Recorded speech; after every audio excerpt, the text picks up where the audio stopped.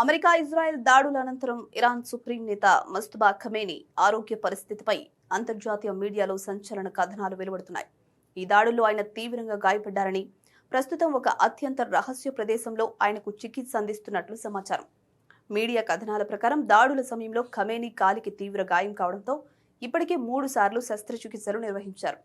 ఒకవేళ గాయం నయం కాకపోతే ఆయనకు కృత్రిమ కాలు అమర్చే అవకాశం కూడా ఉందని వైద్య వర్గాలు భావిస్తున్నట్లు సమాచారం. చేతికి కూడా శస్త్రచికిత్స జరిగిందని, ప్రస్తుతం చేయి కోలుకుంటున్నప్పటికీ శారీరక పరిస్థితి ఇంకా ఆందోళనకరంగానే ఉన్నట్లు తెలుస్తోంది. ఖమేనీకి ఎదురైన ప్రధాన సమస్య ఆయన ముఖం, పెదవులకు తగిలిన గాయాలు.